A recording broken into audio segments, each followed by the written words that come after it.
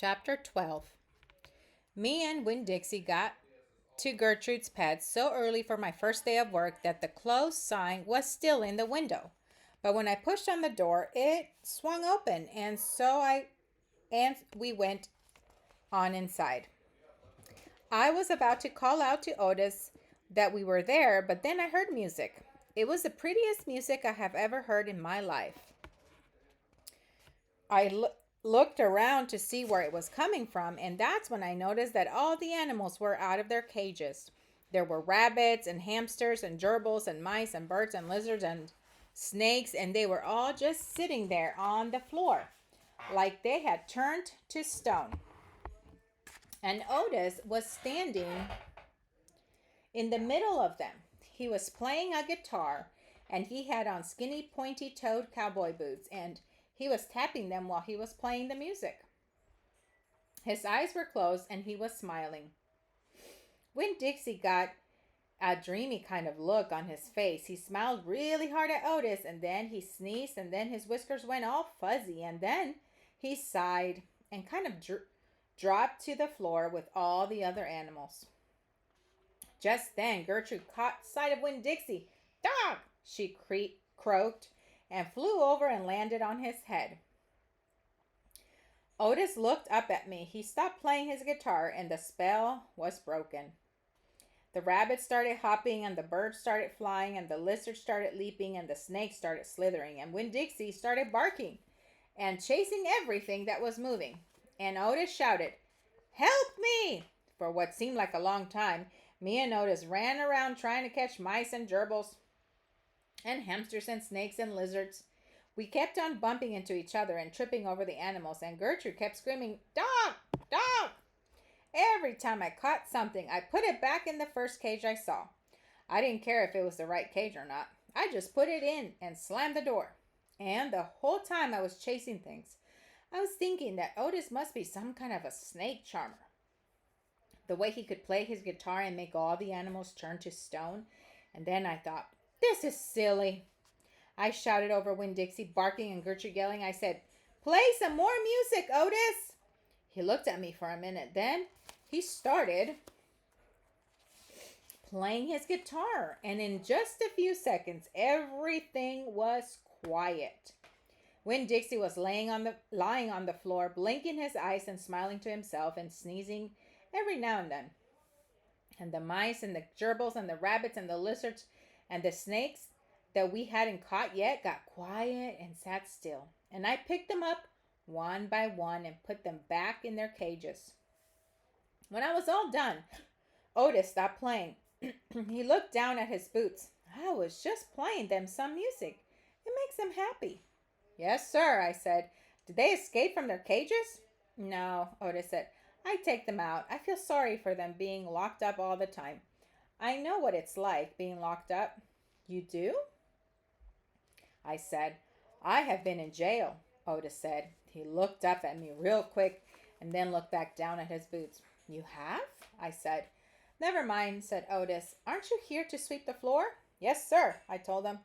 He walked over to the counter and started digging through a pile of things, and finally he came up with a broom.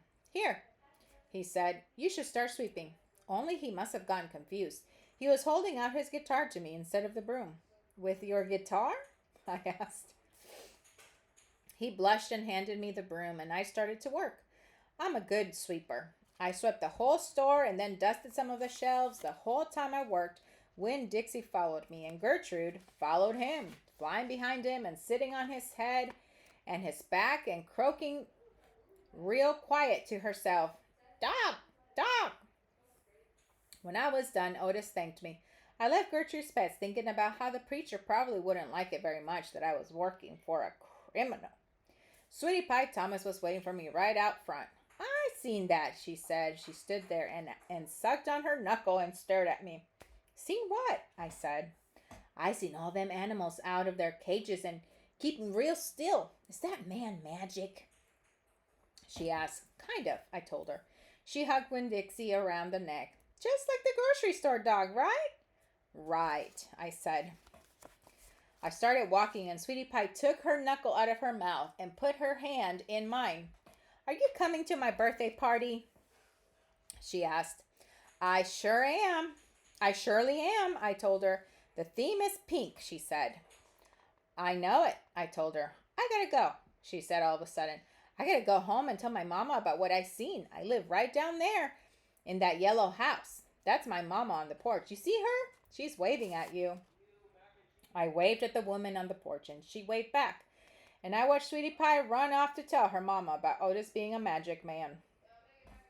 It made me think about my mama and how I wanted to tell her the story about Otis charming all the animals. I was collecting stories for her. I would also tell her about Miss Franny and the bear and about meeting Gloria Dump and believing for just a minute that she was a witch. I had a feeling that these were the kind of stories my mama would like. The kind that would make her laugh out loud, the way the preacher says she liked to laugh. Chapter 13. Me and Winn-Dixie got into a daily routine where we would leave the trailer early in the morning and get down to Gertrude's Pets in time to hear Otis play his guitar music for the animals. Sometimes Sweetie Pie snuck in for the concert too. She sat on the floor and wrapped her arms around Winn-Dixie and rocked him back and forth like he was a big old teddy bear. And then, when the music was over, she would walk around trying to pick out which pet she wanted. But she always gave up and went home because the only thing she really wanted was a dog like Winn-Dixie. After she was gone, I would sweep and clean up and even arrange some of Otis's shelves because he did not have an eye for arranging things, and I did. And when I was done, Otis would write down my time in a notebook that he had marked on the outside. 1 red leather collar, 1 red leather leash. And the whole time he did not in any way ever act like a criminal. After working at Gertrude's Pets, me and Winn-Dixie would go over to the Herman W. Block Memorial Library and talk to Miss Franny Block and listen to her tell us a story. But my favorite place to be that summer was Gloria Dump's yard. And I figured it was Winn-Dixie's favorite place to be too. Because when we got up to the last block before her house, Winn-Dixie would break away from the bike and start to run for all he was worth, heading for Gloria Dump's backyard and his spoonful of peanut butter. Sometimes Dunlap and Stevie Dewberry would follow me. They would holler, "There goes the preacher's daughter visiting that witch." "She's not a witch," I told them. It made me mad, the way they wouldn't listen to me and kept on believing whatever they wanted to believe about Gloria Dump. One time Stevie said to me, "My mama says you shouldn't be spending all your time cooped up in that pet shop and at that library, sitting around talking with the old ladies. She says you should get out in the fresh air and play with the kids your own age." "That's what my mama says." "Oh, lay off her," Dunlap said to Stevie. Then he turned to me. "He don't mean it," he said. But I was already mad. I shouted at Stevie. I said, "I don't care what your mama says. She's not my mama, so she can't tell me what to do." "I'm gonna tell my mama you said that," shouted Stevie. "And she'll tell your daddy, and he'll shame you in front of the whole church. And that pet shop man is retarded, and he was in jail, and I wonder if your daddy knows that." "Otis is not retarded," I said.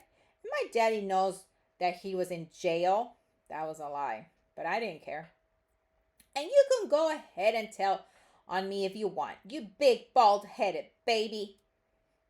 I swear, it about wore me out yelling at Dunlap and Stevie Dewberry every day. By the time I got to Gloria Dump's yard, I felt like a soldier who had been fighting a hard battle. Gloria would make me a peanut butter sandwich straight off, and then she would pour me a cup of coffee with half coffee and half milk, and that would refresh me. "Why don't you play with them boys?" Gloria Dump asked me.